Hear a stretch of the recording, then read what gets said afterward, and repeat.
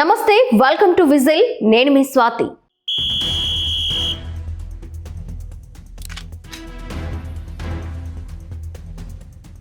రాజధాని రైతులు మరో పోరాటానికి సిద్ధమవుతున్నారా?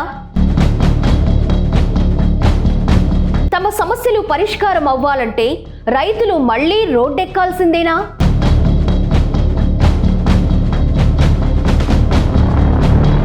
రాష్ట్రానికి రాజధాని కావాలనే ఒక పిలుపుతో విలువైన వేల ఎకరాలు ఇచ్చిన అన్నదాత పట్ల ప్రభుత్వ అధికారులు అలసత్వం చూపిస్తున్నారా?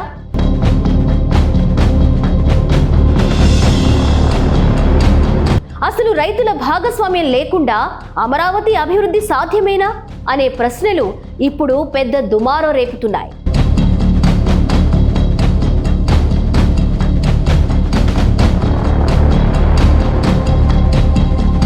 5 ఏళ్ల వైసీపీ పాలనలో ఎన్నో ఆటుపోట్లు ఎదుర్కొన్నారు అమరావతి రైతులు.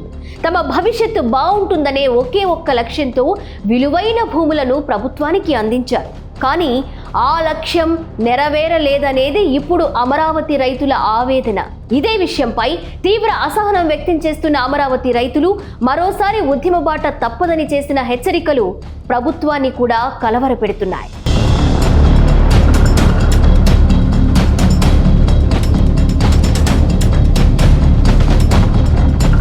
ఏపీ ప్రభుత్వానికి అమరావతి రైతులు 10 రోజులు గడువిచ్చారు. గుంటూరులోని జేఏసీ కార్యాలయంలో అమరావతి రైతు ఐక్య కార్యాచరణ సంఘం నాయకులు సమావేశమయ్యారు. జేఏసీ మీటింగ్లో అమరావతి రైతులు తొలిసారిగా కూటమి ప్రభుత్వంపై బహిరంగంగా ఆగ్రహం వ్యక్తం చేశారు. ప్రభుత్వం అనుసరిస్తున్న విధానాలతో పాటు కొందరు అధికారుల అవినీతిపై తీవ్ర అసంతృప్తి వ్యక్తం చేశారు. అమరావతి అంటే ప్రజల రాజధాని అనే మాట ముఖ్యమంత్రి చంద్రబాబు పదే పదే చెప్తున్న మాట. అలాగే రైతుల త్యాగానికి ప్రతీక అని కూడా చంద్రబాబు మాట. అయితే రైతులు మాత్రం తమ సమస్యలు పరిష్కారం కావడం లేదని ప్రభుత్వంపై యుద్ధం ప్రకటిస్తున్నారు. రాజధానికి భూములిచ్చిన అసైన్ రైతుల సమస్యలు ఇప్పటి వరకు పరిష్కరించలేదు. అసలు అవి పరిష్కరిస్తారో లేదో కూడా వెల్లడించడం లేదు.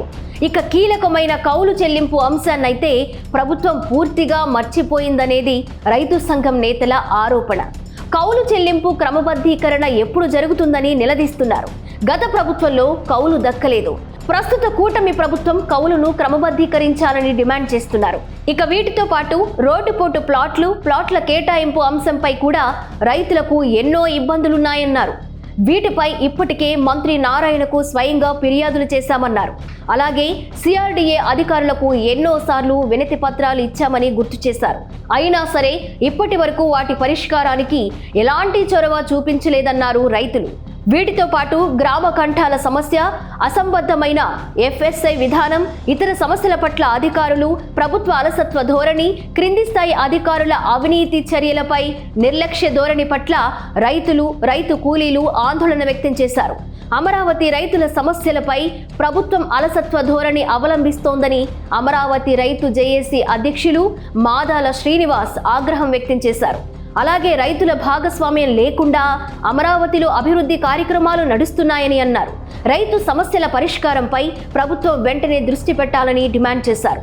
10 రోజుల్లో సీఎం, మంత్రులు, ప్రజా ప్రతినిధులు రైతు జేఏసీతో సమావేశం నిర్వహించాలని అన్నారు. వైసీపీ పాలనలో రైతులు ఎన్నో ఇబ్బందులు పడ్డారని, గత ప్రభుత్వం రైతులపై పెట్టిన అక్రమ కేసులు ఇప్పటికీ ఉన్నాయని అన్నారు.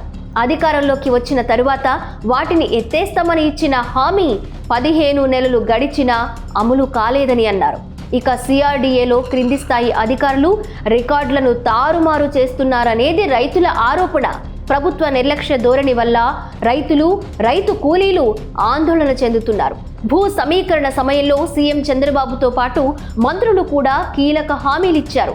ఏ గ్రామానికి చెందిన వారికి ఆ గ్రామ పరిధిలోనే ప్లాట్లు ఇస్తామని హామీ ఇచ్చారు.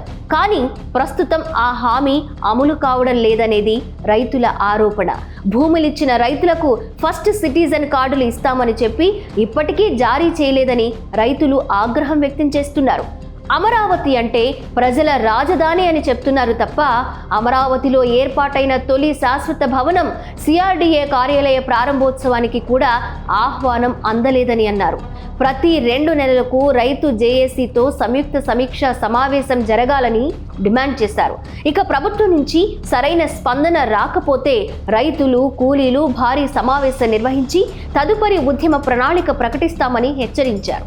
ఈ హెచ్చరికలు ప్రభుత్వంలో కలకలం రేపుతున్నాయి. వైసీపీ ప్రభుత్వం కుప్పకూలడం వెనుక అమరావతి రైతుల పోరాటం కూడా ఉందనేది వాస్తవం. న్యాయస్థానం టు దేవస్థానం పేరుతో పాదయాత్రలు, అలుపెరగని పోరాటం, ధర్నాలు, న్యాయ పోరాటం ఇలా ఎన్నో విధాలుగా ఆందోళనలు చేపట్టిన అమరావతి రైతులు వైసీపీ ప్రభుత్వ అరాచకాలను ప్రజలకు కళ్లకు కట్టినట్లుగా చూపించారు.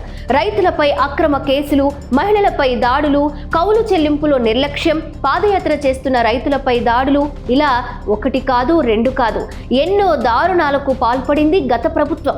వీటిని తట్టుకుని నిలబడిన అమరావతి రైతులు కూటమి ప్రభుత్వానికి అనుకూలంగా ప్రచారం చేశారు. అమరావతి రైతుల డిమాండ్లపై ప్రభుత్వం దృష్టి సారించినట్లు తెలుస్తోంది. సిఆర్డీఏ కార్యాలయం ప్రారంభించిన సీఎం చంద్రబాబు అమరావతి రైతుల గురించి కీలక వ్యాఖ్యలు చేశారు. మిమ్మల్ని మర్చిపోయే పరిస్థితి లేదన్నారు. రైతుల త్యాగాలు తమకు ఎప్పటికీ గుర్తుంటాయని, సమస్యలన్నీ పరిష్కరిస్తామని హామీ ఇచ్చారు సీఎం.